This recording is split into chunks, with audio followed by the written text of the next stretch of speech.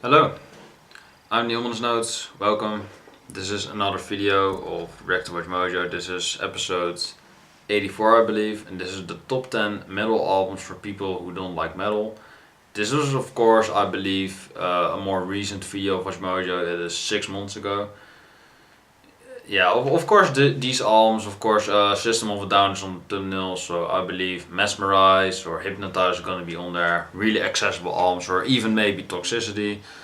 Yeah, of course, WatchMojo is talking about the albums that are most accessible for people who are not really heavy metal fans. So you gotta think of more of hard rock bands that are slightly heavy metal, stuff like that. So maybe AC/DC, Guns N' Roses, but they're more considered hard rock acts.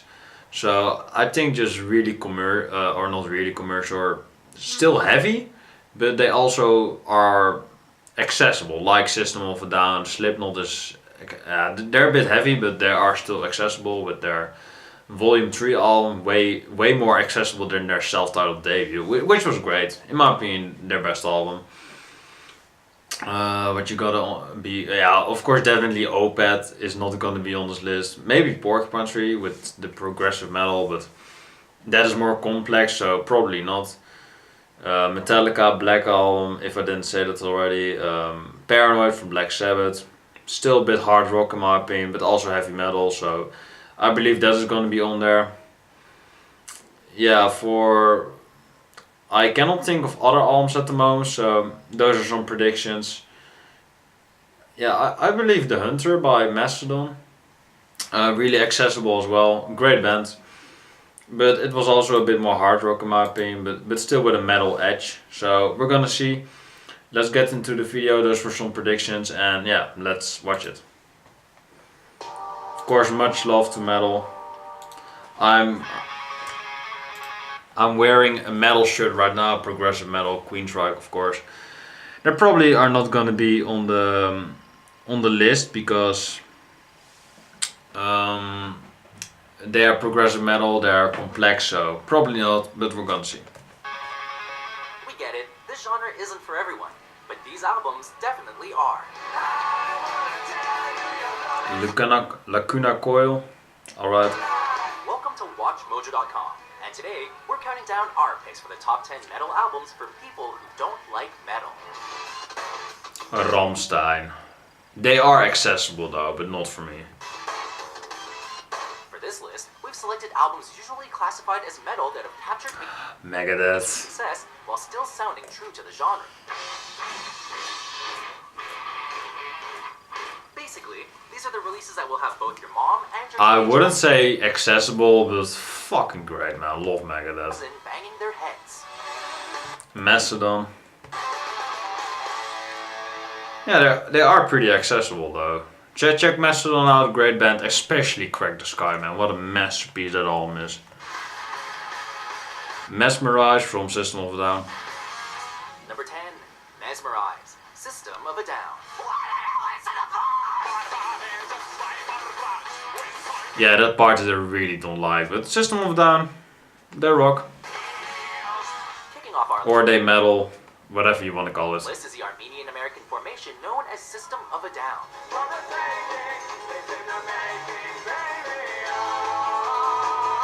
Originating in Los Angeles County, the band members grew up in one of the world's largest musical melting pots. The band's mix of influences reached its pinnacle in 2004's Mezmerize.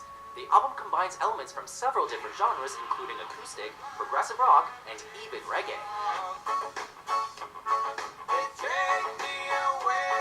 It is pretty accessible though. System of a Down in its entirety, especially Mezmerize though. It's only to name a few. However, not to say that it is bad, still a great album, but it's really accessible for the mainstream. The band's metal presence is still center stage in the form of advanced guitar play, sudden tempo changes, and unique vocals. Oh, Question, I love that song. Combined with their eclectic background, this masterful stirring of sounds creates an experience with something for everyone. That scream, man. Great. Killswitch Engage, yeah. It was also behind there with the flag and shit, so no. Number 9, The End of Heartache, Killswitch. Killswitch Engage. In my opinion, the only metalcore band that really matters. And early Avenged Sevenfold, that was pretty good as well. The third studio album from this metalcore group was the result of several lineup changes. Former drummer Adam Dutkovich took on the duties of lead guitar, while Justin Foley was recruited to take Was he wearing a Slipknot shirt? place on the drums. Also, Fair Howard Jones took the seat as the band's frontman. Not the biggest Killswitch Engage fan, not the biggest metalcore fan, but yeah, they rock. Wouldn't say they are really accessible, but well, alright, you can still put them on this. It is still metal. This musical chairs of the personnel went over well, as the end of Heartache became a massive critical and commercial success, with its title track earning the group a Grammy nomination. You know me all too well, my only desire. Exploring the softer side of metal, if such a thing exists, Heartache's lyrical topics include It does. faith, It really does. Go check it out. unity, which are amplified through Go explore. harmonic guitars and Jones's booming delivery.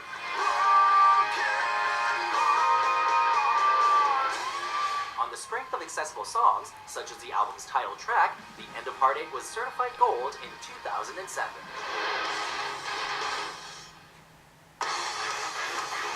Volume 3 by Slipknot. Great album. Not my favorite Slipknot album, but yeah, it deserves to be on the list.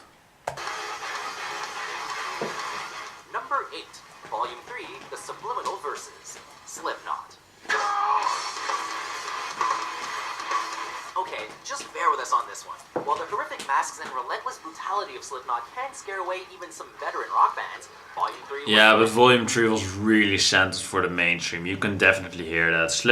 Self-titled was really heavy. That was really the album that Slipknot was all about. Iowa was a bit more, a sophomore album, but still really heavy though. And still showcased that they could be diverse. And with their third album they became a bit more mainstream. But it was still metal though. So yeah, I would highly recommend this album if you are not familiar with metal. Band's pinnacle of widespread appeal. By cutting out curse words and incorporating melodic overtones, the Iowa natives reached beyond their hardcore fan base and caught the attention of the mainstream.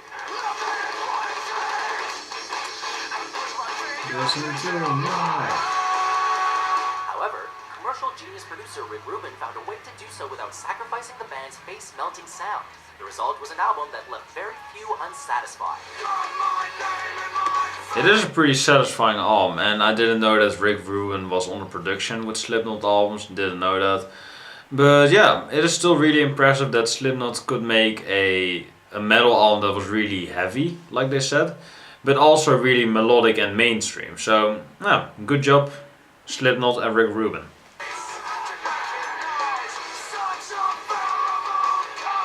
Not only did it go platinum in less than a year, but it was named one of the best albums of the decade by Metal Hammer magazine. Damn. It also didn't hurt that its single had some of the best music videos in Slipknot history.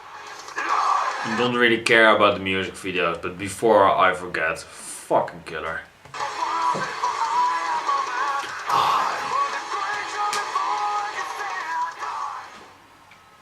Number Amazing. 7, Sunbather, Deafhaven. Deafhaven, but there. Did they just say Deafhaven? Fucking Deafhaven. Yeah, I mean, it is a good album. It is really accessible though, so go check it out.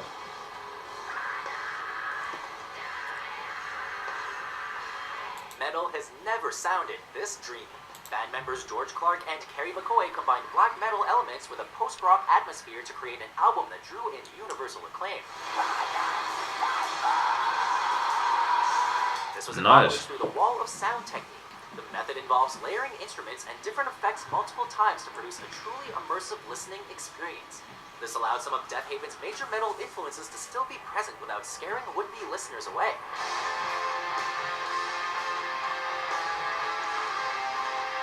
Somewhere among the sea of samples, interludes, and guitar effects are classic black metal vocals. Through this pop-inspired recording technique, Sunbather undoubtedly drew in many prospective metal fans, and maintained those already in for the ride.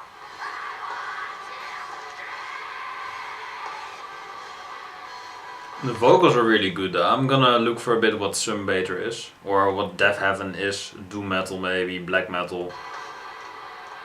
Maybe I'm completely wrong. Yeah, of course City of Evil by Avenged Sevenfold. Really accessible. Go check it out. Avenged Sevenfold, pretty good metal band. Number 6. City of Evil. Avenged Cool album cover as well. to Sevenfold. The snare Many of drums the though. albums on this list were stylistic departures from the band's normal sound. By far the best example of this was Avenged. Black gaze post metal. That is Sunbather. All right. Yeah, good. It got pretty good rate. It got a 92 on Metacritic. Damn, that is good. That is really good. And Sevenfold's third studio release. For this recording, singer M. Shadows toned down his usual screaming and adopted a grittier style.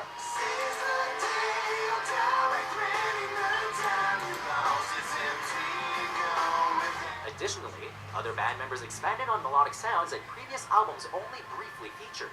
This helped the band pivot from a moshy metalcore act into a more traditional heavy metal group.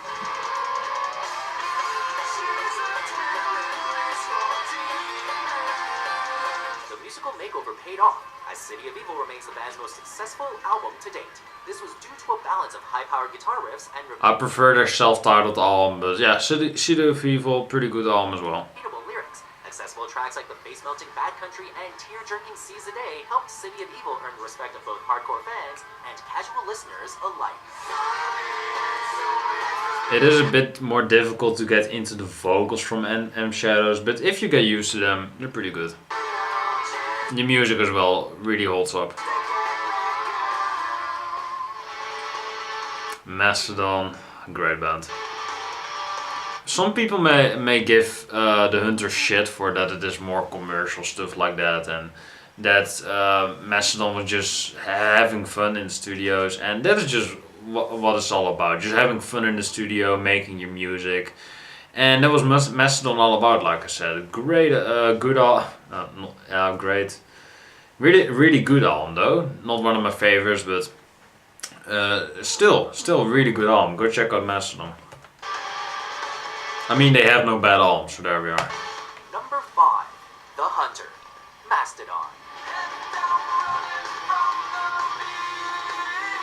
The Georgia-based act originally gained recognition through their unique and progressive sound. However, as the band's career evolved, so did their musical style. By the time The Hunter was recorded, Mastodon had already adopted cleaner vocals and polished instrumentals. Really good songs on the Hunter though. This time, however, the record also featured the recruitment of producer Mike Elizondo. His past collaborations include several popular artists, such as Eminem, Maroon 5, and Fiona Apple. Under Elizondo's proven guidance, the album combined ludicrous guitar play, various singing methods, and epic choruses under attention-grabbing production. The result was a massive success that the members have named as the most fun to record. Luckily for them, it is also arguably the most fun for mainstream fans to listen to.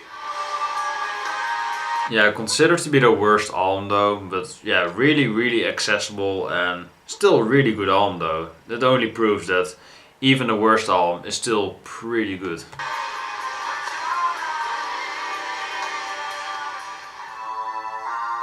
Blizzard of Oz.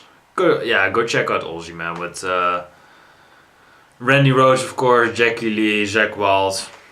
Yeah, those first 3 guitars, man, really good. Number 4. Blizzard of Oz. Ozzy Osbourne.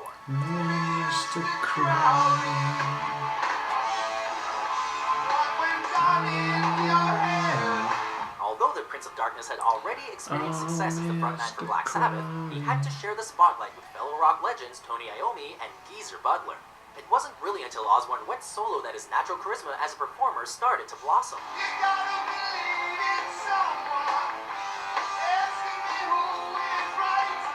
His debut album came only 1 year after his firing from Black Sabbath.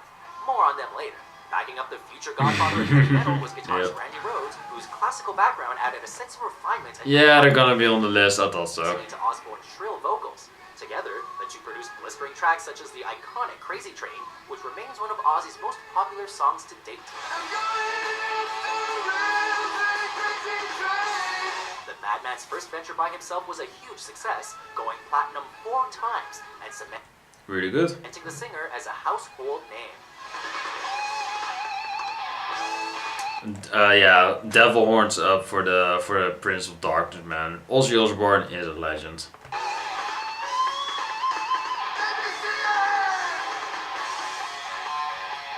That riff, man, amazing. Of course, Iron Maiden. How could I forget the Maiden up the irons? Fucking hell, how could I forget Iron Maiden? Really? Number 3, The Number of the Beast. Iron Maiden. Like we mentioned Great album. earlier, stylistic shifts In my opinion, not their best, but it is way up there. are a common theme on this list. The third studio album by Iron Maiden is no exception, as it was the first to feature legendary singer Bruce Dickinson. Dickinson's soaring vocals and energetic delivery made The Number of the Beast more of a metal opera than a normal album. 6'6". Bassist Best metal band, man. No denying. Harris's galloping style helped facilitate several Is heart-racing soon to tempo be changes, released. which made the blistering guitar work easy to digest.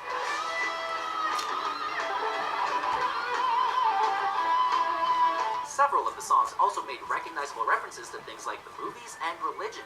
Combining all these elements made for a release that was approachable, relatable, and still Oh, just reflective shut of up, the band's man. metal Shut the fuck up and just listen to Iron Maiden.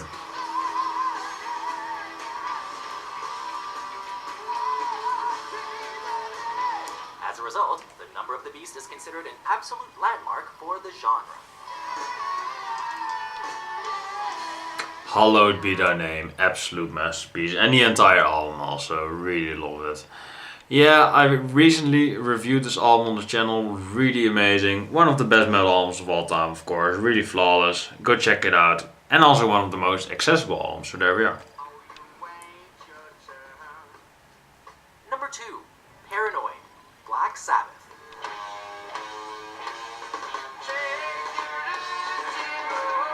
A great place to start Amazing. when introducing a newbie to a music genre is at the origin. While the debate of which Yep. was the first heavy metal album includes several choices, Black Sabbath No, you don't have several choices, only the self-titled debut album Black Sabbath. That is the origin, the original, the first heavy metal album ever. But Paranoid was more commercial and more popular, so you go with that. They didn't explain that, but there we are. Sabbath's sophomore release is undeniably one of the most influential of the pool. Warpig's live version in Paris. One of the best live performances ever that I've ever seen in my life. It isn't much of a stretch to say that every entrant on this list was in some way influenced by this iconic album, guided by guitarist Tony Iommi's iconic riffs.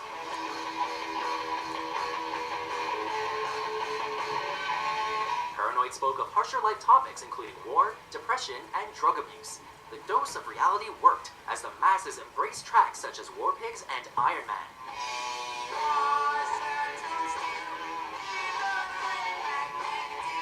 The album's widespread appeal helped open the door for countless metal acts to follow and cemented the band's status as one of the pioneers of the genre. I'm gonna put the volume up, this is fucking amazing.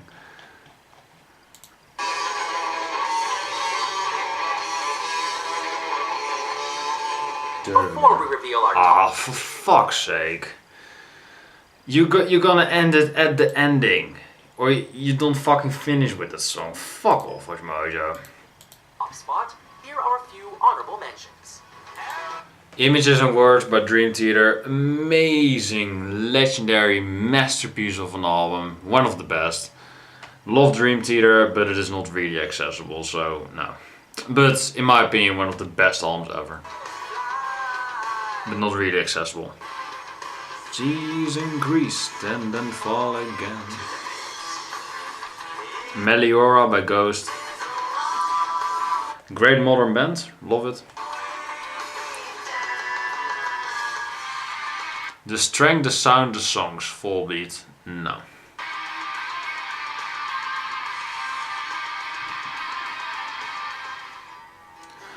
But of course, the obvious number one. Number 1.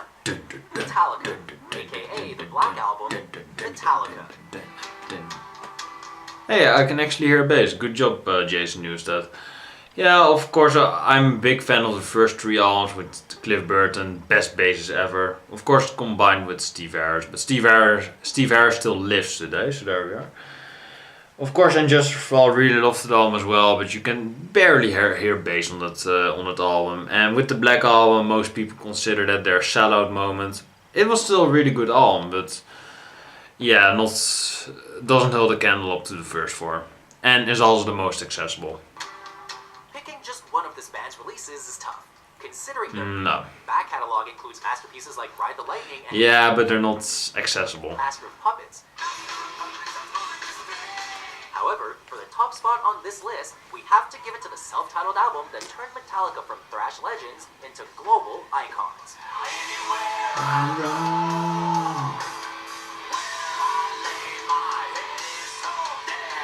The widespread hysteria surrounding the album was due to its versatility. Not only did the nickname Black Album feature classic thrash tracks such as Through the Never, but it also featured widely loved slower songs like Nothing Else Matters, which has been covered over 40 times. I believe it is covered even more, but yeah. What happened, Metallica? This balance reached its pinnacle in the leading track Enter Sandman, which is now one of the most recognizable metal songs in history.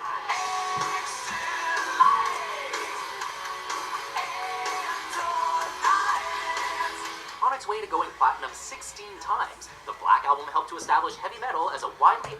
Yeah, it is a really accessible album. Still has great tracks on it, like I just headbanged to it, but yeah, not my favorite of the bunch, but definitely a great album. embraced music genre, and Nothing Else Matters. Their other albums matters, but there we are. So, do you agree with our list? Which albums do you think are great for non-metal fans? For more accessible top 10s published every day, be sure to subscribe to WatchMojo.com.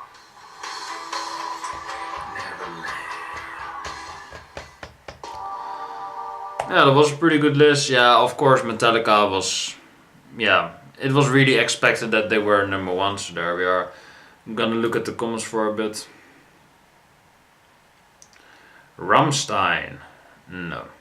You missed Baby Metal. That's the biggest mistake. It is the biggest mistake that you speak of Baby Metal. I mean, they're a good band, but no, not... Yeah, just no. Deftones, White Pony. Yeah, pretty accessible. Really good as well, so there we are. Metallica by Metallica, Images and Words by Dream Theater, No More Tears, Ozzy Osbourne, Seventh Son of a Seventh Son by Iron Maiden, Cut to Extinction by Megadeth, Oceanborn by Nightwish, and a lot of other albums that I'm not gonna name. I thought that Avenged Sevenfold was pop. Oh, they're metal though, so fuck off. Well, you were an idiot. You were? Oh, alright. I thought he still was, but there we are. Or he still is. What a cancer list. Dumb comment. None of them are bad albums. Yeah, definitely. WatchMojo at it again, talking about the shit they know nothing about. Nah, they're pretty unknown, that is true. Deftones, White Pony, yeah. Where the fuck is Dio? Yeah, good question. He's probably really accessible though. No FNS's, no Disturbed, no Core, no Amon Amarth. Amon Amarth is fucking death metal. Fuck off, man. Viking metal, stuff like that. Amon Amarth is not accessible, and Korn is new metal, so... FNS's and Disturbed are accessible though. Should have been Toxicity. Nah, Mezmerize is more softer, I would say. Because those songs are fucking pop. No. Did you just call Black Sabbath Paranoid pop? Yeah, you did.